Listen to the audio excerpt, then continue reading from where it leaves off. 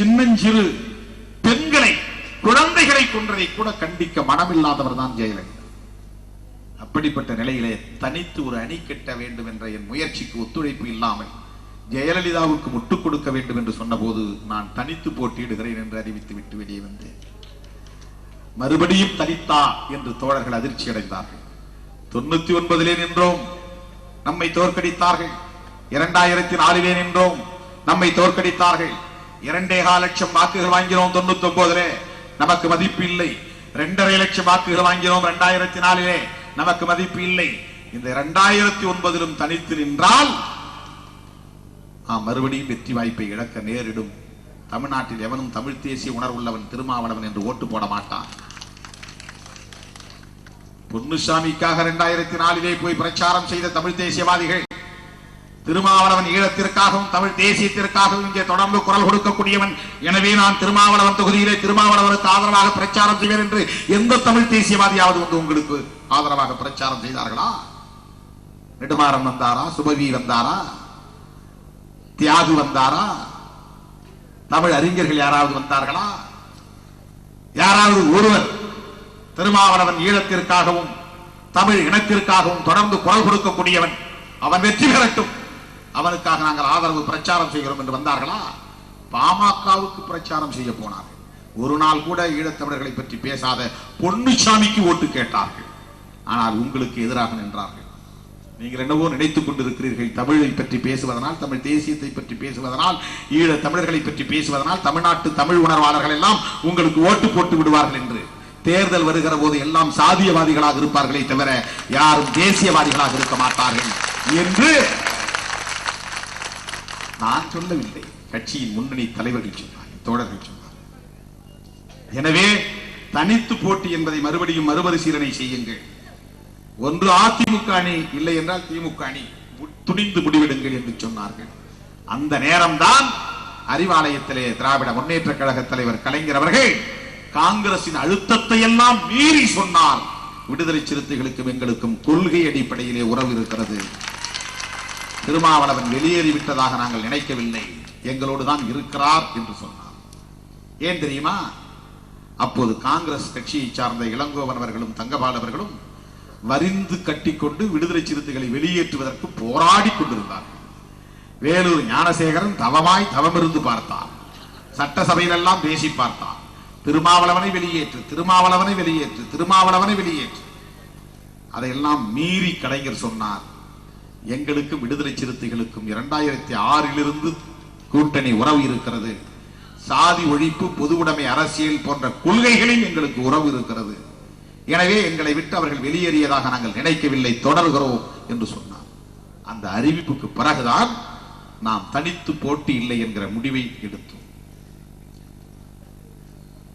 இதனால் ஒட்டுமொத்த ஈழத்திற்கு நாம் எதிராகி போய்விட்டோமா? திருமாவளவன் மாறி அதிமுக கூட்டணியில் வந்திருந்தால் போரை நிறுத்தி இருக்க முடியுமா? திருமாவளவன் மாறி அதிமுக கூட்டணியிலே வந்திருந்தால் காங்கிரஸ் அரசு அங்கு அமையாமல் தடுத்திருக்க முடியுமா? திருமாவளவன் மாறி அதிமுக அணிக்கு வந்திருந்தால் தமிழ்நாட்டு அரசியலிலே ஆட்சி அதிகாரத்தை மாற்றி இருக்க முடியுமா? இனம் அழிவதை பற்றி கூட கவலை இல்லை, ஈழம் எரியதை பற்றி கூட கவலை இல்லை, திமுக தோற்க வேண்டும் என்பதில் தான் அவர்கள் குறியாக இருந்தார்களே தவிர காங்கிரஸை தோற்கடிக்க வேண்டும் என்று குறியாக இல்லை. அந்த கட்சியில் இருக்கிறவர்கள் யாராவது காங்கிரசுக்கு எதிரானவர்களா? பாமக காங்கிரசோடு இல்லாமல் இருந்த கட்சியா? மதிமுக காங்கிரசோடு இல்லாமல் இருந்த கட்சியா? அதிமுக காங்கிரஸ் உறவே வேண்டாம் என்ற கட்சியா? காங்கிரஸ் அவர்கள் எதிராக பார்க்கவில்லை, திமுகவை எதிராக பார்த்தார். ஆனால் விடுதலை சிறுத்தைகள் மீது அவதூறு. சரி, தேர்தல் முடிந்தது, விடுதலை சிறுத்தைகள் ஒரு தொகுதியிலே வெற்றி பெற்றோம், திமுக கூட்டணியிலே இருக்கிறோம். இன்றைக்கும் போர் அங்கே மே 17 முடிந்து விட்டது. 3.5 லட்சம் தமிழர்கள் வதை முகாம்களில் அடைபட்டு கிடக்கிறார்கள். 50,000க்கும் மேற்பட்ட தமிழர்கள் கொல்லப்பட்டார்கள். எதிர்கட்சியிலே இருக்கிற அதிமுகவும், எதிரணியிலே இருக்கிற மதிமுகவும், எதிரணியிலே இருக்கிற பாமகவும் வெகு தீவிரமாக போராடி இருக்கலாமே, யார் தடுத்தது?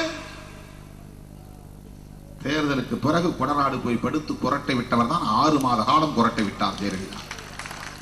ஒரே ஒரு நாளாவது ஈழத்தை பற்றி பேசியிருப்பாரா? ஒரே ஒரு நாளாவது? 50,000 பேர் மே 15, மே 16, மே 17 இந்த 3 நாட்களில் 50,000 தமிழர்கள் கொல்லப்பட்டார்களே.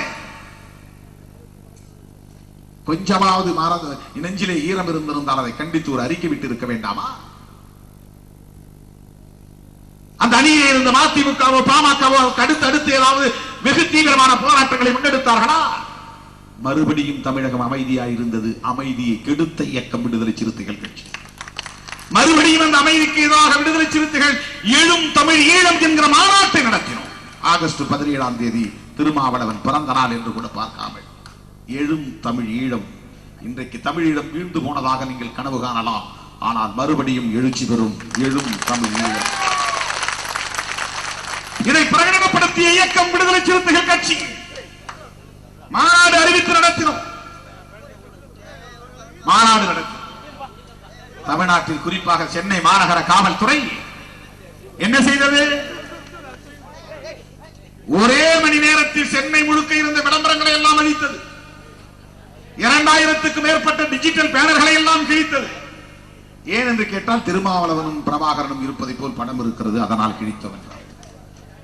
நான் அதை பற்றி கவலைப்படவில்லை. மாநாட்டு நடத்தினோம். மாநாட்டில் தீர்மானம் போட்டோம். தேர்தலுக்கு பிறகு வெற்றிக்கு பிறகு கூட்டணியில் இருந்த நிலையிலும் ஈழத்தை ஆதரித்து மாநாடு போட்ட இயக்கம் விடுதலை சிறுத்தைகள் கட்சி. தோழர்களே, இப்படி தொடர்ச்சியாக நாம் தமிழீழ ஆதரவு நிலையெடுத்து வருகிற நிலையால் விடுதலை சிறுத்தைகள் கட்சி பல்வேறு விமர்சனங்களை தாங்கிக் கொண்டிருக்கிறது. குறிப்பாக இந்த தலித் இயக்கங்கள் எல்லாம் விடுதலை சிறுத்தைகளை விமர்சிக்க முடியாதவர்கள். திருமாவளவன் தலித்துகளை பற்றி பேசுவதில்லை, ஈழத்தை பற்றி பேசுகிறான். தலித்துகளை பற்றி பேசுவதில்லை, ஈழத்தை பற்றி பேசுகிறான் என்று சொன்னார்கள். இன்றைக்கு நல்ல வேளை அவர்களே நம் களத்துக்கு வருகிறார்கள். விளம்பரம் எல்லாம் கொடுக்கிறார்கள், டிஜிட்டல் எல்லாம் வைக்கிறார்கள். ஆக இன்றைக்கும் இந்த நிலையை நாம் எடுத்து குரல் கொடுத்துக் கொண்டிருக்கிறோம். நாடாளுமன்ற உறுப்பினர், அதனால் அந்த குழுவிலே இடம் கிடைத்தது. அதனால் நாம் வவுனியாவுக்கு போனோம், யாழ்ப்பாணத்திற்கு போனோம். அங்கு போய் ராஜபக்சேவை பார்த்தோம், மற்றவர்களையும் பார்த்தோம். அந்த சந்திப்பிலே போய் நான் AK-47 தூக்கிட்டா போய் ராஜபக்சே நிற்க முடியும்? நீ எப்படி அவர் கையை கொடுக்கணும், நீ எப்படி அவரை பார்த்து சிரித்த? தமிழ் தேசிய கூட்டமைப்பை சார்ந்த நாடாளுமன்ற உறுப்பினர் கூட தினந்தோறும் ராஜபக்சேவை பார்க்கிறார்கள், கோரிக்கைகளை வைக்கிறார்கள். ஒரு மரபு என்று ஒன்று இருக்கிறதா இல்லையா? அவனை பார்க்காம நாம் எப்படி முகாமுக்கு போக முடியும்? நாடாளுமன்ற உறுப்பினர்களுடைய இடம்பெறாமல் நான் எப்படி ஈழத்திற்கு போக முடியும்? ஈழத்திற்கு போவதற்கு நாடாளுமன்ற உறுப்பினர் பதவி ஒரு பயனாக இருந்தது. போனதனால் நான் அங்கே மக்களை பார்க்க முடிந்தது. பார்த்ததனால் அங்கிருந்த உண்மையை வெளிக்கொணர முடிந்தது. பார்த்ததனால் முள்வெளி தொடர் எழுத முடிந்தது. பார்த்ததனால் வதக்குறாங்களையா என்கிற ஒரு ஒளிநாடாவை, ஒரு கேசட் வெளியே கொண்டு வர முடிந்தது. நான் அங்கே போகவில்லை என்றால், நான் ஒருவன் அங்கே இடம் பெற்றதனால் எல்லாம் போச்சு, எல்லாம் போச்சு. தமிழ்நாட்டில் இருக்கிற தமிழ் தேசியவாதிகள் இப்படி விமர்சனம் செய்ய தொடங்கினார். அவன் எப்படி போய் டக்ளஸ் தேவானந்தா ஒரு பக்கத்துல உட்காரலாம்? நான் உட்கார இடத்துல அவன் வந்து உட்கார்றதுக்கு நான் என்ன பண்ண முடியும்? நான் என்ன செய்ய முடியும்? அப்ப கழுத்துல கையை வச்சு தள்ள முடியுமா? போடா வெளியில. என்ன பார்த்து சிரிச்சு கையை கொடுக்குறான் ராஜபக்சே, நான் உன்னை பார்த்தா நான் சிரிக்க முடியாது அப்படின்னு அந்த இடத்துல சொல்ல முடியுமா? உன்னிட்ட நான் கை கொடுக்க முடியாதுன்னு சொல்ல முடியுமா? ஒரு அவை நாகரிகம் ஒண்ணு இருக்கு இல்லையா? அவன் கொலகாரம் தான், ஆனா அவன் கை மேலோங்கி இருக்க. அவன் இனவெறியன் தான், அவன் கை மேலோங்கி இருக்க. அவன் இன படுகொலை செய்த தமிழர்களின் விரோதி தான், ஆனா அவன்கிட்ட தானே 3.5 லட்சம் பேர் இருக்கிறாங்க. அவனை போய் பார்த்தாகணுங்க. அவன் தயவு இல்லாம எப்படி பார்க்க முடியும்?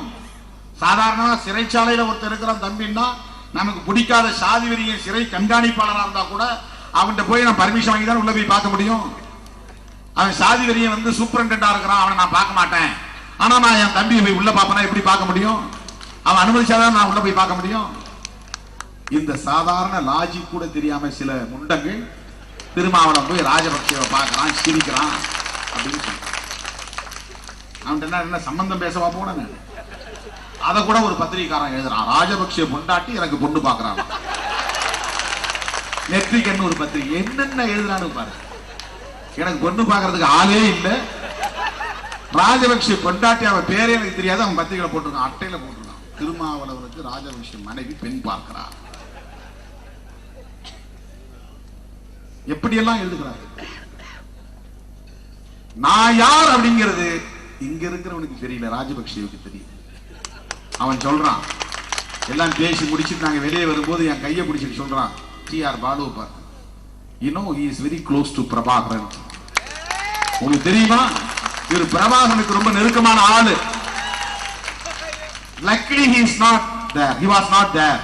Luckily he was not there. நல்ல வேளையில் அந்த நேரத்தில் இல்லைங்க. எங்க யுத்தம் நடந்துகிட்டு இருக்கிற போது பிரபாகரனோடு நல்ல வேளை இவர் இல்லாம போயிட்டாரு. அதிர்ஷ்டவசமா அவருக்கு இல்லாம போயிட்டாரு. இதுக்கு என்ன அர்த்தம்? அவன்